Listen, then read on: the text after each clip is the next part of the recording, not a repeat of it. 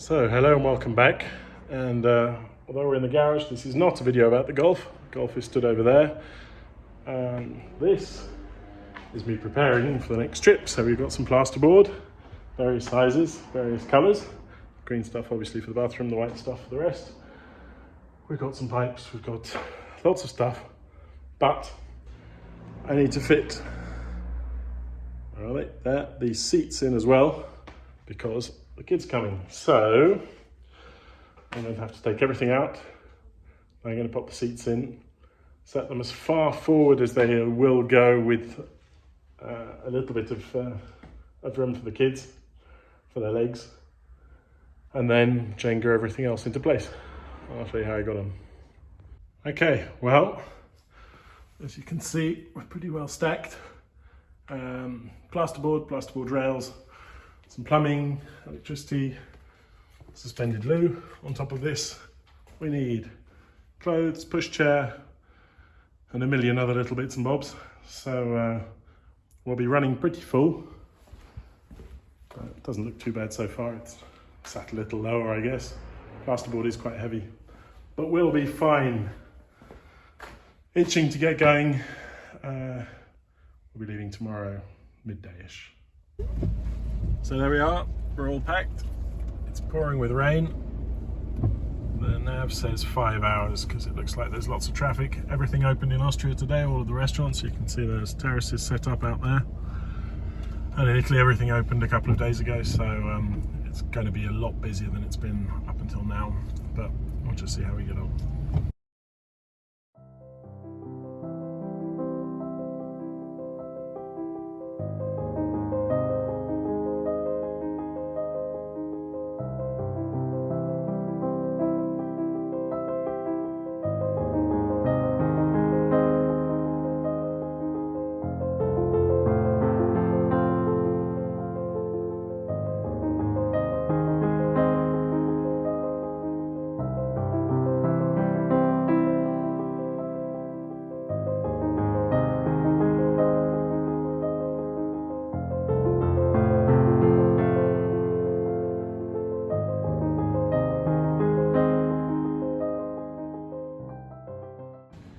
Well, we got here safely, just in time for a thunderstorm, which is brilliant. Here echoing, I'll see if I can catch a clap of thunder or a bolt of lightning down by the sea. Weather's perfect here, it's not quite so great, but it'll be fine. I'm just happy enough to be here. Amazing how the greens change week after week. It's been a fortnight since we were last here, since I was last here with you, and this time it's the real we. You can hear the rumbling in the background of a thunderstorm that's now moving quite far across the valley and down. That way you can see blue skies and sunshine towards the coast. And in fact tomorrow it's going to be fabulous everywhere. It's very strange because if you see this blue there and there, it's sort of one big grumpy cloud that's just floating on by. Anyway, that's going to be about it for today. I've made some noodles. We're going to eat some noodles and then put the kids to bed. And tomorrow I shall get up early, do some work. I'll have to go shopping, pick up some stuff, and I'll post all of this then tomorrow evening probably. So it's the next morning, and as you can see, the weather forecast was right for once. Sun is shining. I went and got the golf out of the field, so that's parked up over here. And we're going to go and do some grocery shopping, and then I'll unload the bus and I'll start working on the room.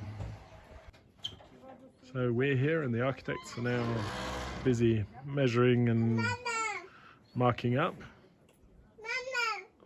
Baby's quick lunch. And it would appear that things might get done before summer, and as you can see from the terrace, if you look up on top of what will be the kitchen, it's really getting quite desperate on this side of the house. The other side isn't too bad, but this side really isn't great. every time a lizard climbs up that wall, little bits of plaster and stuff fall onto this extremely old and not very attractive metal roof. So it would be great if that could be started very soon. So this is the latest addition to the village, the weather stone. If the stone is wet, it's raining. If the stone is dry, it's not raining. If the stone is casting a shadow, it's sunny, and so on. Very, very amusing. The chickens and the geese in the background, and still fabulous weather. So I've just unloaded the bus, and I'm going to start getting on with some things, probably marking up the toilet first, but we'll head up and I'll show you what I bought first. Okay, well here's what we've bought. Some wood. These will be the verticals that the loo, which is in that box over there, will fix to, because as someone said, you know, normally they need to go on a back wall. So that should be strong enough, happily, easily. We've got some white and some green plasterboard, which I had to cut to 1.50 m and 1.50 lengths so that I could stack it all in the car neatly. These are the little profiles, which hold the ceiling up will slot into. These are more vertical profiles for the separation between the loo and the shower. Some reinforcing wood for the wash basins, and probably also the shower. And this, which unfortunately, well, not unfortunately, but I was thinking, why is this so heavy? And I picked up the wrong stuff, obviously, at the centre. This is fireproof. It's also waterproof, but it's also fireproof. So it's 90 wide. That's basically for the partition in the ceilings. So, a few pipes. We got some water, some 5-core, which someone mentioned in one of the comments, makes a lot of sense, and then all of the fittings there for the water pipes. So I think the best place to start is probably with the loo, so that we can get set up and start measuring where we're going to put our downpipes and drilling some holes in the floor. So the plan is for these uprights, which fit perfectly into the floor rails, to go one there and one there, so 180 mils apart, which is where Italian hung toilets will bolt on. Those two bolts and those two bolts will then go on the wood, and the front two bolts will go into the floor inside the other rail, the rail for the wall, the back wall of the loo. So the first thing to do is to measure the exact height up to here and get those bits of wood absolutely vertical and just under 180 mils apart, so that we'll still get the shower in and make sure that they're perfectly in the middle. Okay, well, after a fair amount of faffing about, I've got two rails, so this is for the plasterboard. I might put another one in the middle. I probably should put another one in the middle. The top rail is straight. We've got the two wooden frames, so this will basically come and fix itself onto that. They need to get a little bit closer together. The problem is going to be the width between these is fine, but at the bottom, the width between these is 18 centimeters, and there's a 2 centimeter offset from the bracket, which is there to hold that to the wall. So I can show you what I mean. It's this. So this bracket here has to screw onto here, and then a piece of, well, in fact, this piece of screw bar screws into there. Oops. Not so easy left-handed. Like that. Goes through one of these holes, and that's where the toilet bolts on.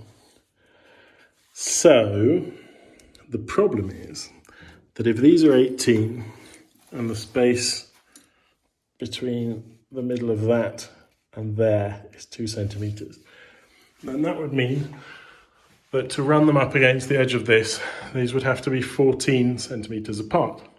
And on the other side of this wall, directly on the other side of this wall, we have a shower. And shower taps are 15 centimeters apart. So ideally, I'm going to go online now and see if in Italy I can find glue that bolts into these two, which are 230 millimeters apart, at which point it would be absolutely perfect for everything, including the shower. Okay, well, a trip online in Austria and in Italy has shown up no toilets with the 230 millimeter rather, spacing between the two bolts. They're all 180. So there they are at exactly 14 centimeters apart. And I'll just have to notch in there for the shower pipes, and that shouldn't be too bad.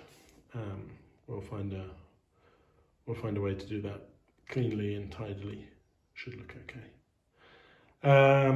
So now I'm going to fix that top and bottom so that they don't move anymore because they're smack in the middle. That should be perfect. And then I'll start lining this up so that will basically be about there. And we've not lost a huge amount of space, so it's not a huge toilet, but I think that'll do. If you look at it, that'll also be sort of pretty much the width of the separating wall. We'll give it a centimetre space behind. We can run all the pipes up, and we'll just have to make sure that we can check that quickly. Because here is our downpipe. Yeah, well, that's spot on. So we'll have to mark that up and get that drilled down. And then we can set everything up. That's very good, actually. I'm not disappointed at all. This is pretty firm structure, and once the plasterboard, as always, let me zoom out a little bit. Once the plasterboard comes down, that'll give it the rest of the rigidity. And then we've obviously got another wall here, so I think that should be plenty to keep me from tearing this glue off the wall when I sit down on it. Well, now everything's fixed up except these here, the edge rails. As all the edge rails, I'll fix them up at the end. I'm going to, that red mark is our exact middle mark. I'm going to put our hole down into the cellar because now there's not much in the way. Now I remember doing this a little bit over a year ago. I did go back and watch the video. This has rusted up a bit, unfortunately, but there we go. Should still be fine, and we'll see how we get on. So I'm just going to go and drill through that.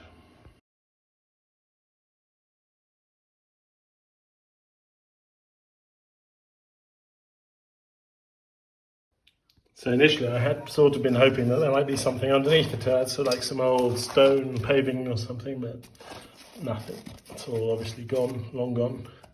So there's tarso and some dust. I imagine there'll be a couple of stones, but we're right in the middle of the ceiling, so it shouldn't be too bad. Right, let's get on with it.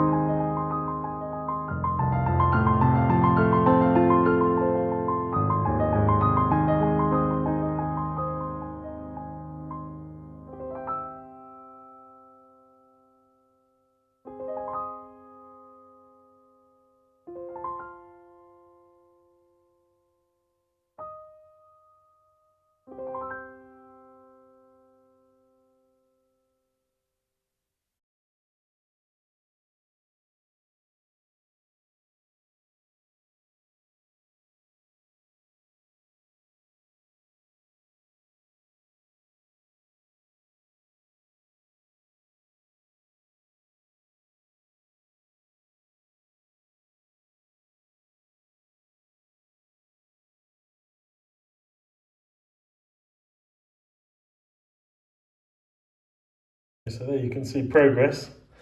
There is quite a lot actually to get through. Well, I know it's the thinnest point, but it's still hardly thin. Okay, well, I'm going to drill some holes around the edge. That'll make it much easier. I'm going to get a thinner drill bit. We don't need them to be that big. And we should be able to get through this. Okay, so as you can see, lots of little holes, big hole in the middle. And now I'm going to try with the big hole cutter again, see how we do. Okay, so it's not bad, but unfortunately we're just on the edge of a big stone now. And I'm going to have to chip a bit off it.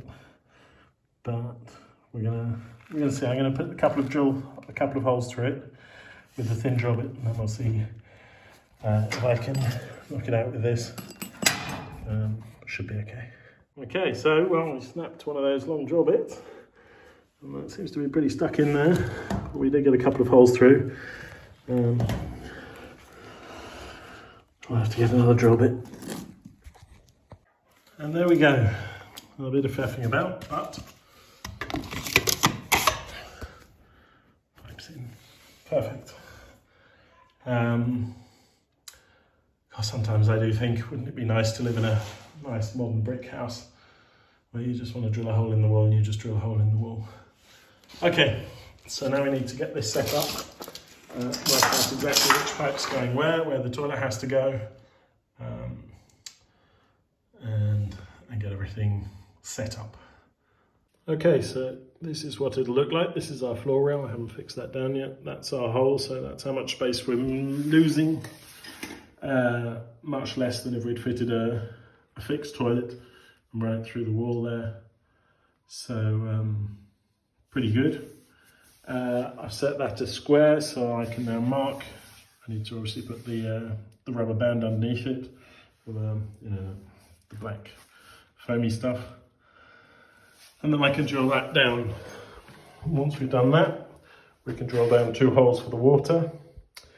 So we've got water in here, we'll have hot and cold here for the shower. Out of the side of this wall here, so coming through here, we'll have hot and cold for the sink. And we'll have a cold that'll come up here and go across the wall for the little sink that'll go here.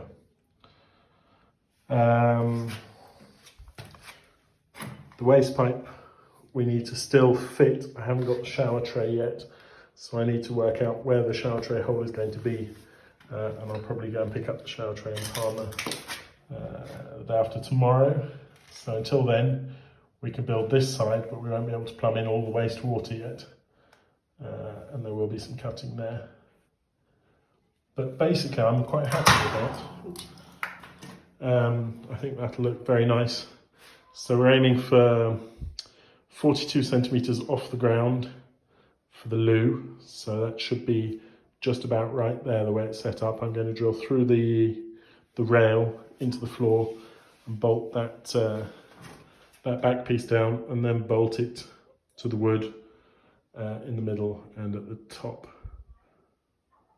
But basically we're getting there. Slowly but surely we're getting there. Okay, bolted down at the bottom.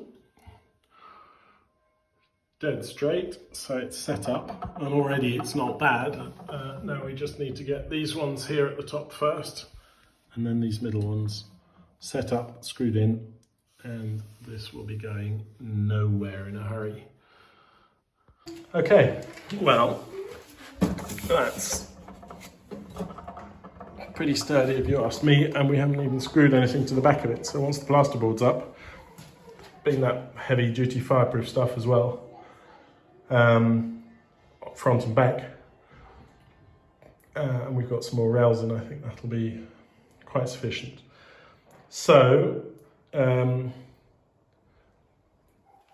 bought this loo second hand, so obviously it's not sponsored, but the instructions, the Ideal Standard instructions, are excellent. I haven't really had to scratch my head very much at all, so that's been brilliant. that's going to be about it for today, I think. So obviously, when we're all out here with the kids, there's other things to do. I had to inflate the paddling pool and run a hose pipe across from the sink so that it's warm water and stuff, and go shopping and all of these things that, you know, I'm just here on my own. I can sort of skip, but still got a fair bit done. I'm very happy with that. The loo is in. I have a work telco now, although I am on holiday. It's not the end of the world. It shouldn't take long, hopefully. But that's going to be about it for today, because after that I'm going to go to the cooperativa and have a beer. You can hear the bells going off in the distance. And then I'll check back in with you all tomorrow morning. Thank you very much for watching, and thanks for subscribing, thanks for watching the ads, so on and so forth. And I'll catch up with all of you tomorrow. Bye bye for now.